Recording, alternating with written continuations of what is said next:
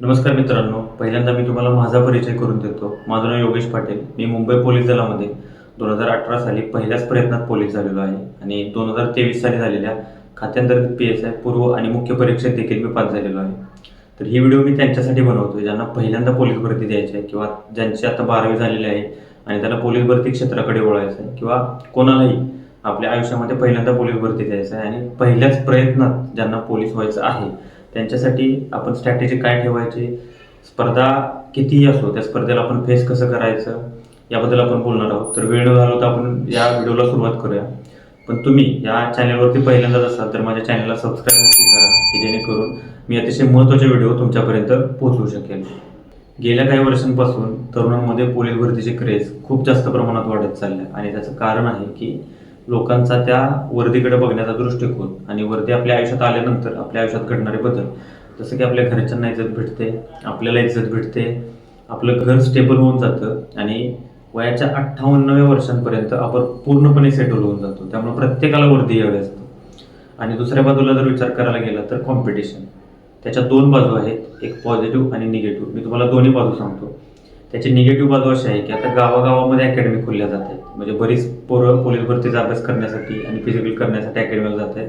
म्हणजे संख्या खूप जास्त वाढत चाललेली आहे. पण जर पॉझिटिव्ह विचार करायला गेलं तर यापैकी बरीच मुलं व्यस्त देखील आहेत काही वेगवेगळ्या कारणांमुळे, जसं की रिलेशनशिप असेल किंवा मोबाईल असेल, खेळण्यात असेल किंवा कोण फिरण्यात असेल. त्यामुळे आपण पॉझिटिव्ह बाजू पकडून चालायचं आहे पोलीस भरतीमध्ये. कारण सिलेक्शन हे कोणत्या गोष्टींवर डिपेंड आहे, तर तुम्ही किती अभ्यास करताय किंवा तुम्ही किती मेहनत करताय याच्यावरती डिपेंड आहे. कॉम्पिटिशन किती आहे याच्यावरती अजिबात डिपेंड नाही. त्यामुळे कॉम्पिटिशन हा मुद्दा तुम्ही बाजूला काढून टाका.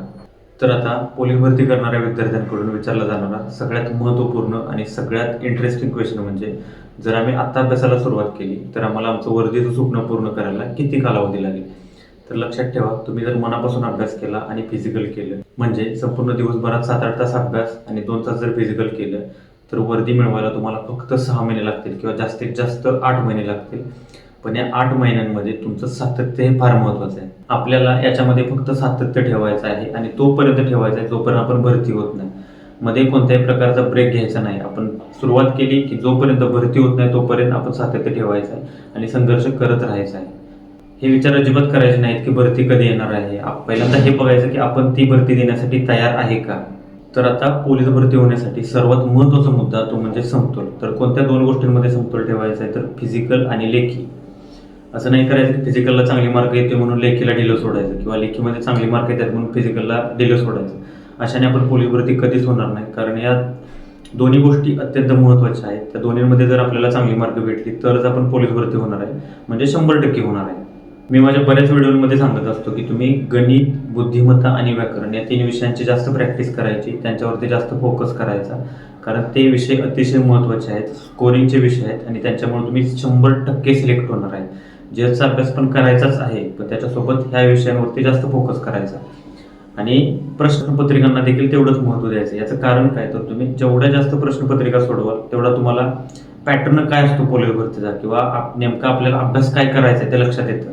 प्रश्न रिपीट झाल्यानंतर आपण ज्यावेळी वाचायला घेतो त्यावेळी आपल्याला लक्षात येतं की हा पडणारा प्रश्न आहे किंवा हा मुद्दा अतिशय महत्त्वाचा आहे. त्यामुळे प्रश्नपत्रिकांना पण तेवढंच जास्त महत्त्व द्यायचं आहे आणि त्या पण रिपीट करायच्या आहेत. आता आपण थोडं ग्राउंडच्या बाबतीत बोलूया. तर ग्राउंडमध्ये तुम्हाला 3 इव्हेंट आहेत, एक 1600 मीटर, दुसरी 100 मीटर आणि तिसरी गोळाफेक. साहजिकच आहे 100 मीटर प्रत्येकाची चांगली नसते, कोणाचीच तरी चांगली असते. पण तुम्ही उरलेल्या ज्या 2 इव्हेंट आहेत 1600 मीटर आणि गोळाफेक ह्या आउट ऑफ करण्याचा प्रयत्न करा. कारण या इव्हेंट आउट ऑफ झाल्यानंतर तुमचा स्कोर हा कमीत कमी 43 किंवा 45 होणार आहे. त्यामुळे तुम्हाला ग्राउंडसाठी किंवा लेखीपर्यंत पोहोचण्यासाठी त्याचा खूप जास्त फायदा होणार आहे. 1600 मीटर जरी कव्हर होत नसेल तरी ठीक आहे, पण गोळ्याच्या बाबतीत तुम्ही कॉम्प्रोमाइज करू नका अजिबात. गोळ्याला आउट ऑफच मार्क घ्या, त्याला ऑप्शन ठेवू नका. नाहीतर काय होणार आहे, तुम्ही मेरिटमध्ये याल किंवा नाही हे पण सांगू शकत नाही. त्यामुळे गोळा तुम्ही आउट ऑफच ठेवायचा आहे. तर आता बऱ्याच जणांचा प्रश्न असतो की सर मी अकॅडमी लावू का. तर लक्षात घ्या, अकॅडमी लावणं किंवा न लावणं हे तुमच्यावरती डिपेंड आहे. तुमचा लेखीचा अभ्यास कसा आहे किंवा तुमचं ग्राउंड कसं आहे याच्यावरती डिपेंड आहे. साहजिकच आहे, तुमचं जर ग्राउंड चांगलं होत असेल घरी किंवा तुमचा अभ्यास देखील होत असेल चांगला घरी तर अकॅडमी लावायची काही गरज नाही. आणि तुम्हाला जर क्लासेस वगैरे करायचे असतील अकॅडमीमध्ये जाऊन की बाबा तुमचा कोणता तरी विषय कच्चा असेल, गणित, बुद्धिमत्ता, आणि क्लास केल्याशिवाय किंवा अकॅडमी केल्याशिवाय तुमचा तो विषय पक्का होऊ शकत नाही, तर साहजिकच आहे तुम्ही अकॅडमी 100% लावू शकता. तुम्हाला जर पोलीस भरतीची खरंच सुरुवात करायची असेल तर तुम्ही मनापासून करा, मनापासून फिजिकल करा, मनापासून अभ्यास करा. इतर गोष्टींकडं, स्पर्धेकडे किंवा इतर कोणत्याही गोष्टींकडे लक्ष देऊ नका आणि जोपर्यंत तुम्ही पोलीस भरती होत नाही तोपर्यंत थांबू नका. पोलीस भरतीमध्ये सातत्य असणं खूप महत्त्वाचं आहे. जर तुम्ही सातत्य ठेवलं तर 100% तुम्ही पहिल्या प्रयत्नामध्ये पोलीस होणार आहे आणि जर तुम्ही धरसोड केली तर तुमचं पोलीस होणं साहजिकच आहे, अवघड आहे.